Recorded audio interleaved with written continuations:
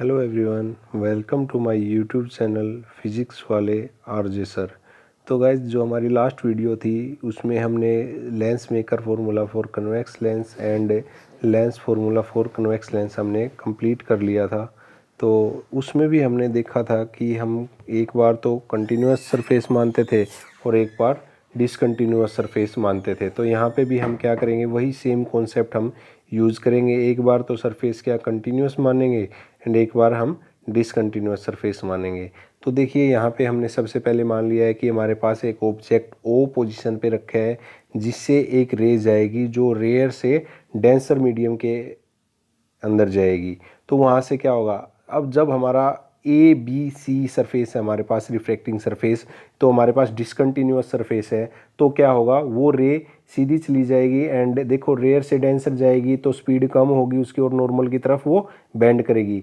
अब आपको पता है कि जो कनकेव लेंस है उसके अंदर जो इमेज है वो कैसी बनती है, वो वर्चुअल इमेज बनती है। तो उसको हम क्या करेंगे, पीछे की तरफ बैकवर्ड डायरेक्शन में मीट कर देंगे और कहाँ पे इमेज बनेगी हमारे पास, जो ये आई पॉइंट है उसके ऊपर हमारी इमेज बनेगी। ठीक है। तो दूसरा जब हम केस लेंगे, अगर हम मान लें कि हमारे पास ये सरफेस भी है, तो जब डेंसर से रेयर मीडियम के अंदर जाएगा तो रेयर मीडियम में जाते ही फिर क्या होगी, स्पीड इंक्रीज होगी और फर्दर हम क्या करेंगे, उसको बैकवर्ड डायरेक्शन में मिलाएंगे और वो आई के ऊपर मीट करेगा जो हमारी फाइनल इमेज बनेगी। तो आई के लिए हमारे पास जो ऑब्जेक्ट है वो वर्चुअल ऑब्जेक्ट I1 होगा, राइट। और यहाँ पे हमने साइन कन्वेंशन ले लिए हैं, जो पोल से ऑब्जेक्ट की डिस्टेंस है PO वो है U एंड जो PI1 है वो है V1 एंड जो PI है वो है V। यहाँ पे भी वही सारे सेम केस होंगे जब रिफ्रैक्शन होगा रेयर टू डेंसर मीडियम। तो जो हमने केस पढ़ा था स्फेरिकल रिफ्रैक्टिंग सरफेस का रेयर टू डेंसर मीडियम, उसका एक फॉर्मूला आ जाएगा यहाँ पे, राइट। तो जो दूसरा केस होगा हमारे पास डेंसर टू रेयर मीडियम, तो हमने जो स्फेरिकल रिफ्रैक्टिंग सरफेस में rare to denser to rare का जो हमने निकाला था फॉर्मूला वो यहाँ पे आ जाएगा, उसको फिर वहाँ से ऐड कर देंगे और फिर क्या करेंगे, दोनों को कट, जो भी कट होता होगा कट हो जाएगा, जो टर्म बच के आएगी वो हमारे पास लेंस मेकर फॉर्मूला बन के आ जाएगा। तो देखिए क्या कुछ इसमें बताया गया है।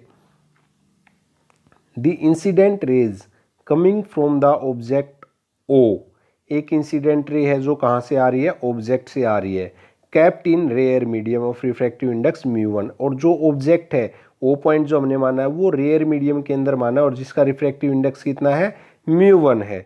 Incident on the refracting surface produce the real image at I। और जो ये फाइनल इमेज हमारी बनेगी वो कहाँ पे बनेगी, आई पे हमारी जो फाइनल इमेज बन के आएगी। इफ़ द रिफ्रैक्टेड रे GH, यानी कि जो हमारे पास रिफ्रैक्टेड रे आपको यहाँ पे दिख रही है ये GH है, ठीक है।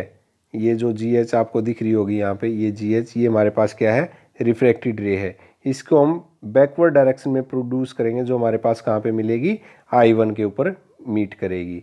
Meet at I1 after producing in backward direction, therefore I1 would have been a virtual image after refraction at ABC। यानी कि जो हमारे पास ये रिफ्रैक्शन सरफेस है ABC, इससे रिफ्रैक्ट होने के बाद क्या होगा, हमारे पास इस ऑब्जेक्ट की एक वर्चुअल इमेज I1 के ऊपर हमारे पास बन जाएगी, राइट। तो फिर से वही साइन कन्वेंशन और डिस्टेंस हम मान लेते हैं। देखो यहाँ पे हमारे पास रिफ्रैक्टिंग सरफेस है ABC, ठीक है। तो B और P पॉइंट जो आपको दिख रहा है ये B पॉइंट है और जो ये P पॉइंट है, इन दोनों को मान लेते हैं कि ये कोइंसाइड कर रहे हैं, ठीक है। तो PI1 क्या है, इमेज है, PO क्या है, ऑब्जेक्ट है एंड PI क्या है, फाइनल इमेज, और PC1 क्या है हमारे पास, सेंटर ऑफ कर्वेचर, जिसकी डिस्टेंस R1 हो जाएगी। तो यहाँ पे BI1 यानी कि ये सिमिलर हो जाएंगे PI1 के, तो क्या हो जाएंगे V1 एंड BC1 जो PC1 के इक्वल है वो R1 हो जाएगा एंड PO सिमिलर है PO के, तो क्या हो जाएगा, BO सिमिलर PO के, तो वो U के इक्वल हो जाएगा। अब देखो रिफ्रैक्शन कैसे हो रहा है, रिफ्रैक्शन हो रहा है rare to denser medium, right. तो हमने एक फॉर्मूला निकाला था स्फेरिकल रिफ्रैक्टिंग सरफेस में रेयर टू डेंसर मीडियम के लिए, μ2/V1। V था वहाँ पे इमेज, अब यहाँ पे इमेज की डिस्टेंस V1 है तो V1 हो जाएगी, minus μ1/U equal to μ2 minus μ1/R1, right.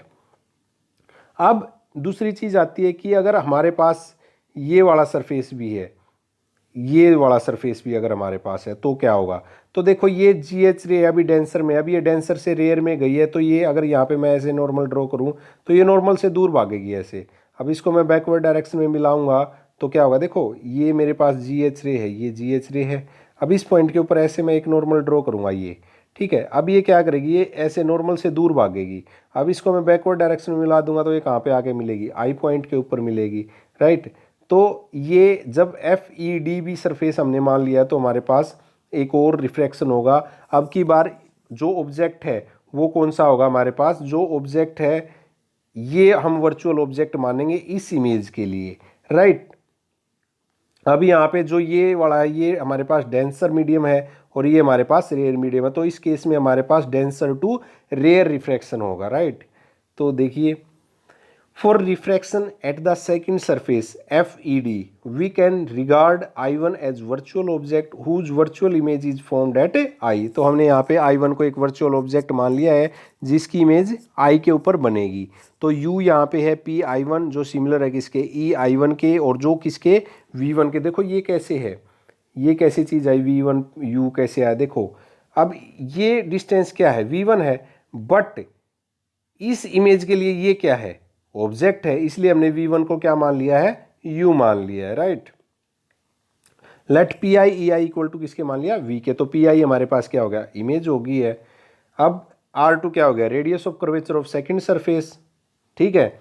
Now refraction is now taking place from denser to rare medium, therefore हमारे पास एक केस था डेंसर टू रेयर मीडियम का, वो क्या था, -μ2/V1 plus μ1 upon V equal to μ1 minus μ2 upon R2, right. तो यहाँ पे क्या आ जाएगा, μ2 माइनस μ1 और इक्वल टू आ गया है माइनस, एक मिनट भाई, यहाँ पे देखो ये थोड़ी सी करेक्शन है, यहाँ पे आएगा हमारे पास R2 आएगा, इसको करेक्ट कर लेना, इसमें थोड़ी ये मिस्टेक है, राइट। तो यहाँ पे μ2 माइनस μ1 अपॉन माइनस R1, यहाँ पे देखो ये यहाँ पे राइट है R2, यहाँ पे हमारे पास R1 ये बाई मिस्टेक लिखा गया, तो इसको आप करेक्ट कर लीजिएगा। अब इक्वेशन फर्स्ट और इक्वेशन सेकंड को जब हम ऐड करेंगे तो हमारे पास क्या हो जाएगा, वही यहाँ पे जो V1 वाला पार्ट है, यानी कि ये वाला जो पार्ट है हमारे पास V1, ये तो कैंसिल हो जाएगा, बाकी हमारे पास क्या बचेगा, μ1 upon V minus μ1 upon U equal to, हम डायरेक्ट μ2 माइनस μ1 कॉमन निकालेंगे। जो हमारी लास्ट वीडियो है ये चीज़ हमने उसमें करके दिखा रखी है, आप लास्ट वीडियो में देख सकते हैं हमने कैसे किया था, ये उसमें ब्रीफली आपको बताया गया है। तो यहाँ पे हम डायरेक्ट करके दिखा रहे हैं आपको। μ2 माइनस μ1 को हमने कॉमन ले लिया तो क्या हो जाएगा, अंदर क्या बचेगा, 1/R1 माइनस 1/R2। अब फिर से वही करेंगे, हम लेफ्ट हैंड साइड है, हमने μ1 को कॉमन ले लिया, एंड राइट हैंड साइड से भी हम क्या कर लेंगे, μ1 को कॉमन ले लेंगे। μ1 को कॉमन लेंगे तो अंदर क्या बन जाएगा, μ2/μ1 माइनस 1, तो μ1 से μ1 कैंसिल हो जाएगा, राइट। अब हम नेक्स्ट क्या करेंगे, μ2/μ1 को इक्वल टू मान लेंगे μ के, राइट। तो हमने मान लिया, और यहाँ पे हम एक और चीज़ मान लेंगे, जो हमारा ऑब्जेक्ट है वो इन्फिनिटी के ऊपर रखा है। अगर हमारा ऑब्जेक्ट इन्फिनिटी के ऊपर है तो इमेज कहाँ पे बनेगी, फोकस के ऊपर बनेगी। तो क्या हो जाएगा, 1/f minus 1/infinity equal to μ minus 1 and 1/R1 minus 1/R2। तो ये हमारे पास 1/infinity तो क्या हो जाएगा, 0 हो जाएगा। तो 1/f equal to μ minus 1 1/R1 minus 1/R2। ये हमारे पास क्या आ गया है, लेंस मेकर फॉर्मूला आ गया है फॉर कनकेव लेंस के लिए, राइट। तो आई होप आपको ये समझ आया होगा। अगर आपको कोई चीज़ डाउट है कि ये कहाँ से हमने कॉमन लिया, कैसे किया, तो आप मेरी लास्ट वीडियो है जो वो देख सकते हैं, उसमें हमने ब्रीफली बिल्कुल अच्छे से करके बताया गया है, ठीक है। और आप जब कॉपी में इसको निकाल के देखोगे तो आपके सारे डाउट्स क्लियर हो जाएंगे। अब नेक्स्ट है हमारा lens formula for concave lens के लिए। तो हमने इसमें भी क्या माना, in case of concave lens image formed is always virtual. हमारे को पता है कनकेव केस में क्या बनेगी, इमेज हमेशा वर्चुअल बनेगी। Whatever the position of object A, जो ऑब्जेक्ट है उसकी पोजिशन जो मर्जी हो वहाँ पे वर्चुअल और एक इरेक्ट इमेज ही बन के आएगी।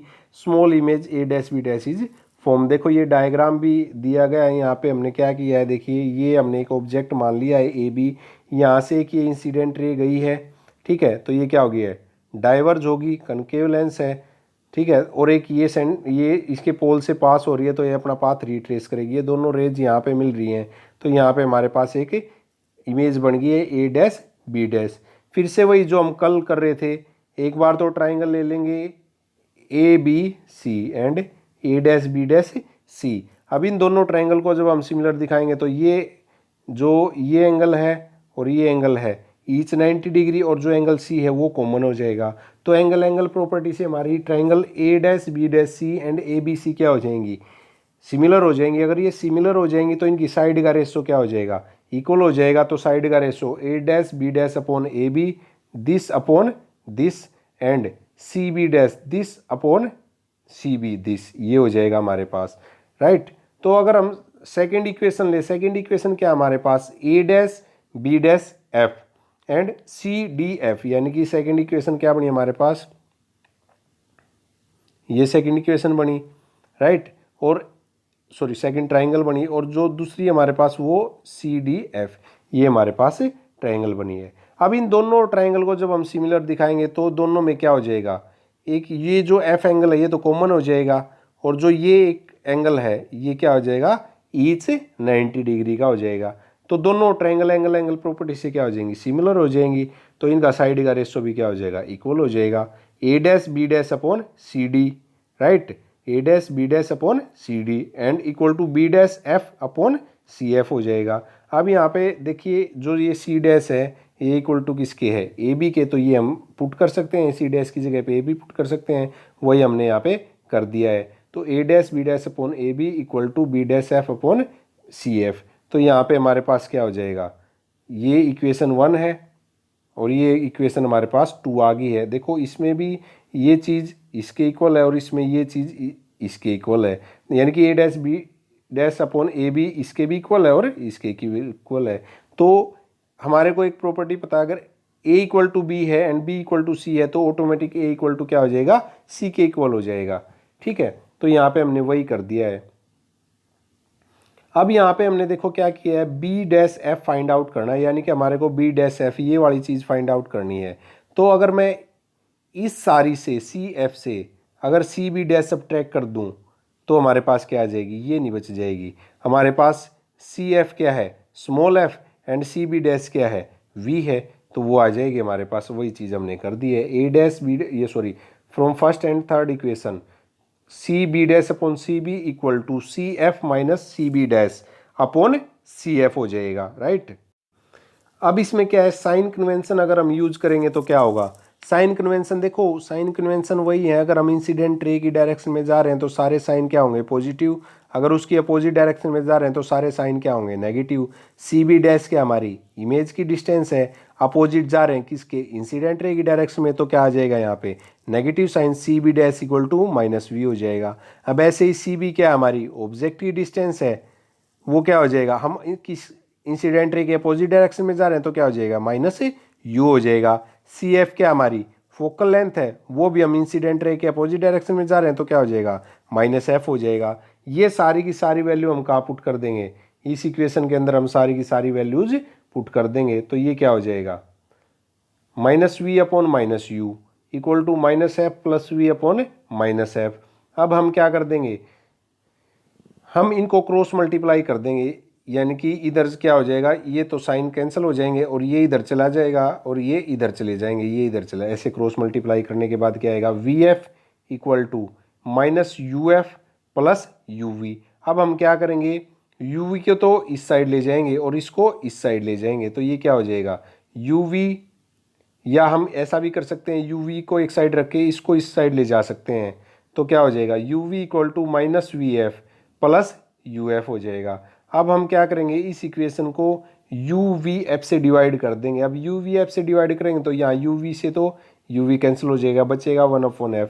यहाँ वी एफ से वी एफ कैंसिल हो जाएगा, बचेगा 1/u।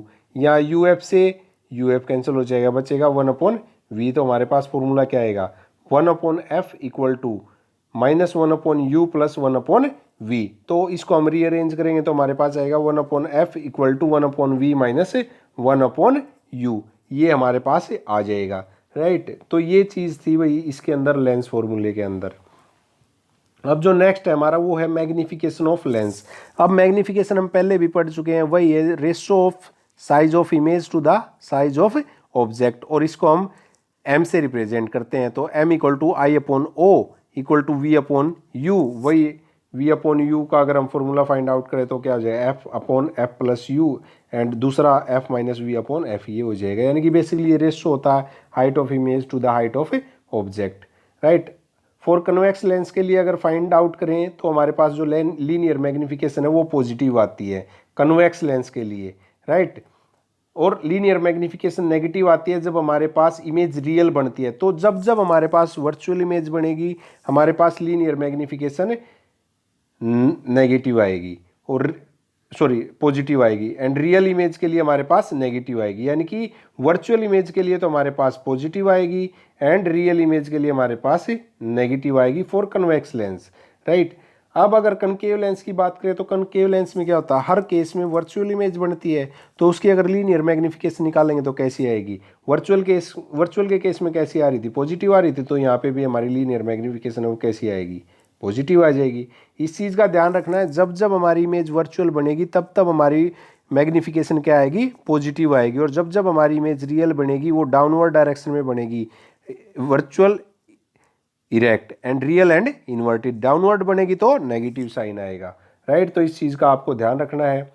m ग्रेटर देन 1 होगा इमेज इज मैग्नीफाइड, अगर m की वैल्यू 1 से ज़्यादा होगी तो इमेज मैग्नीफाइड बनेगी, अगर m की वैल्यू लेस देन 1 होगी तो हमारी इमेज कैसी बनेगी, डिमनिश बनेगी, राइट। तो इस चीज़ का आपको ध्यान रखना है। तो गाइज आई होप आपको मेरी वीडियो अच्छी लगी होगी एंड समझ भी आया होगा। अगर गाइज आपको मेरी वीडियो अच्छी लगी तो आप मेरे चैनल को फिजिक्स वाले RJ sir like share and subscribe जरूर करें, और मेरी वीडियो कैसे लगी आप मेरे को कमेंट सेक्शन में बता सकते हैं। Thank you guys.